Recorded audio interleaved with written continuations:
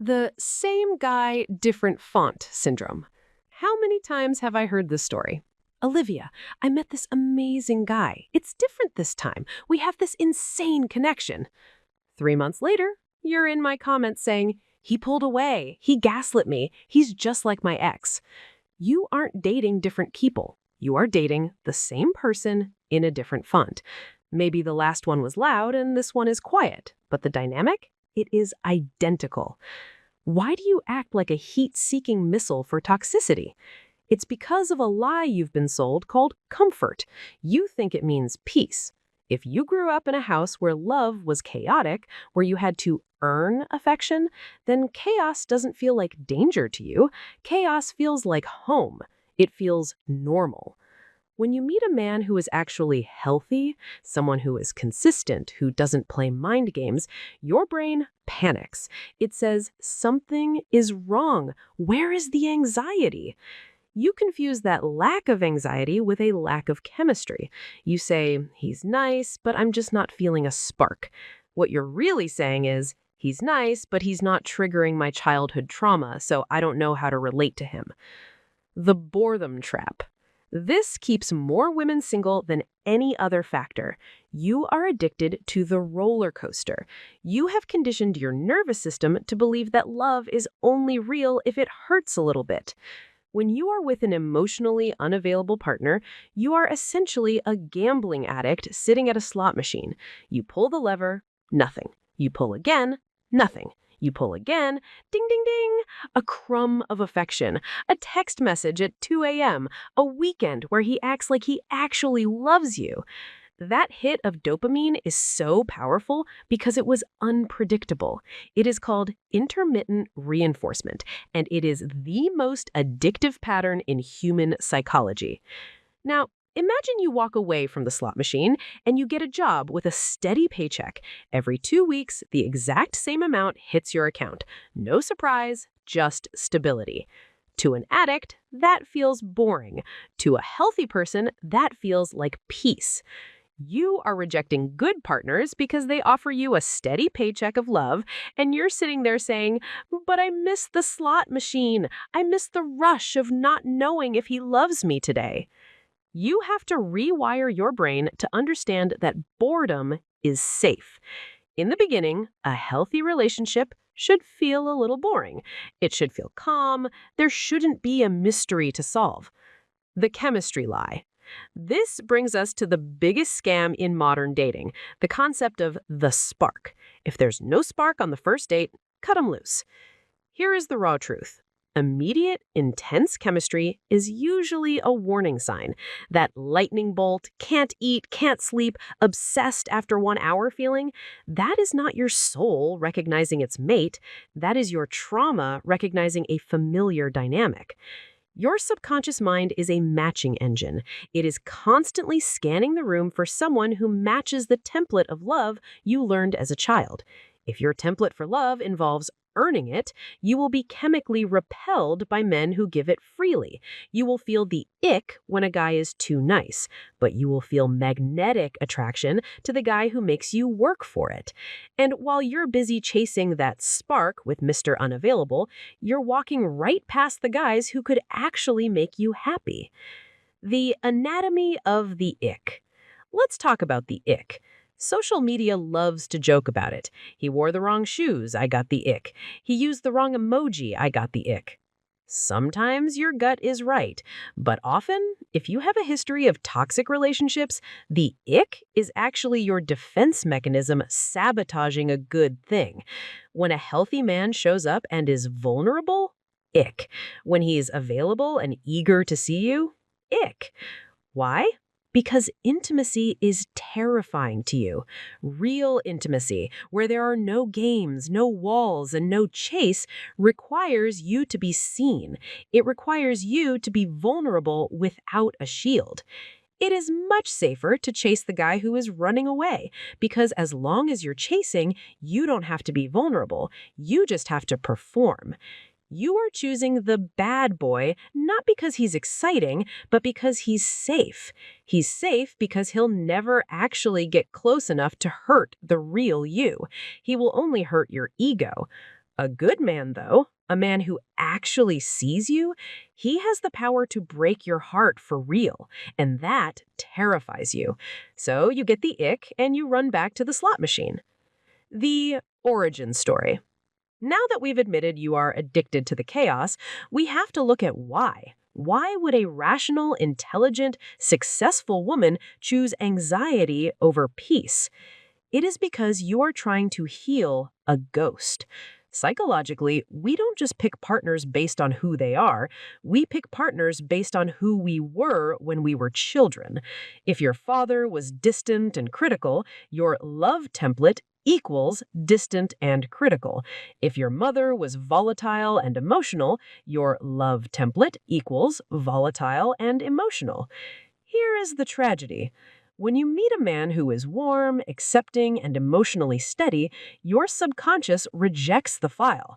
It says, error, does not match template. It doesn't recognize this as love. But when you meet a man who is critical, when you meet a man who is distant, your subconscious lights up like a Christmas tree. Match found. I know this game. I know the rules to this one.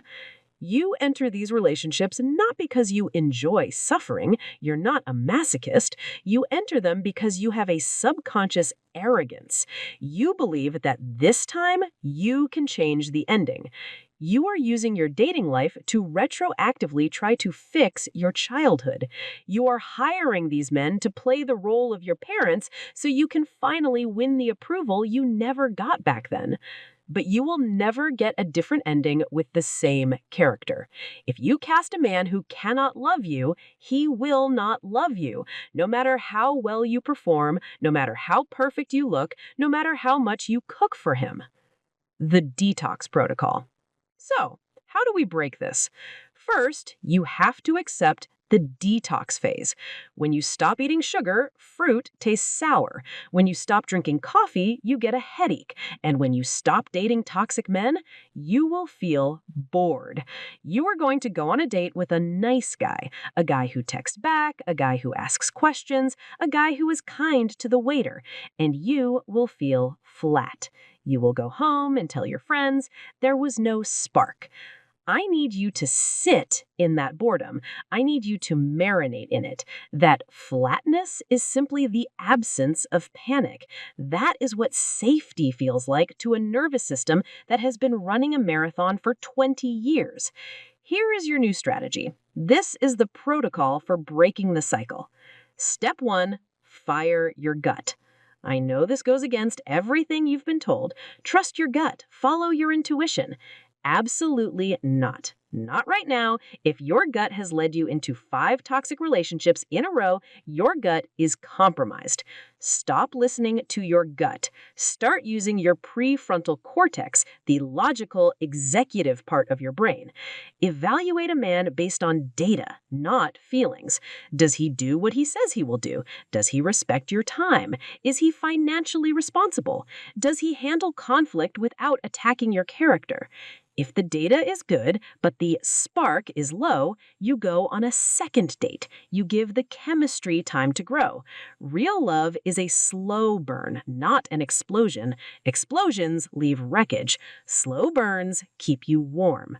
Step 2, the no fixing rule. You are forbidden from dating potential. If you have to squint to see his good qualities, he is not the one. If you find yourself saying, he's going through a hard time right now, but once he gets a job, gets sober, gets over his ex, he'll be great, you are lying to yourself. You must date the reality, not the potential. Look at the man standing in front of you today. If he never changed, if he stayed exactly as he is right now for the next 50 years, would you be happy? If the answer is no, you walk away. Step 3, observe your anxiety. From now on, anxiety is not a sign of love, it is a sign of incompatibility. If you are staring at your phone, analyzing the punctuation in his text messages, that is not passion. That is your body telling you that you don't feel safe. A healthy partner makes you feel calm. They make you feel sure. You don't have to wonder where you stand because they tell you. If you're wondering, the answer is no. Step 4. Raise the price of admission. The reason you keep ending up in these situations is because you're essentially handing out VIP passes to anyone who smiles at you. You need to become exclusive with your energy before you become exclusive with your body. Stop giving girlfriend benefits to men who haven't even qualified for the position. Don't cook for him, don't do his laundry, don't help him with his resume, and don't give him unlimited access to your emotional support until he has proven over months, not days, that he is a stakeholder in your life. When you treat yourself like a prize, the bargain hunters disappear. The men who are looking for a low-effort hookup will vanish because they can't afford the entry fee, and that is exactly what you want. Let's wrap this up with the rawest truth of all. You are not single because you're broken. You are not single because there are no good men left. You are single because you've been trying to buy bread at a hardware store. You have been looking for love in people who are incapable of giving it because their inability felt familiar to you. The moment you decide that you are worth more than a breadcrumb of affection, the game changes. The moment you decide that boring is actually peace, the game changes. The moment you stop trying to earn love and start requiring respect, the game changes. You have the power to break this pattern. It starts with the uncomfortable realization that the common denominator has been you. But that is the best news possible, because if you are the problem, then you are also the solution. Stop choosing what feels familiar. Start choosing what feels healthy. It will feel weird at first. It will feel scary. Do it anyway. Your future self, the one who is loved, safe, and at peace, is waiting for you to make a different choice. I'm Olivia. This is the raw truth. Stop settling for crumbs. Class dismissed.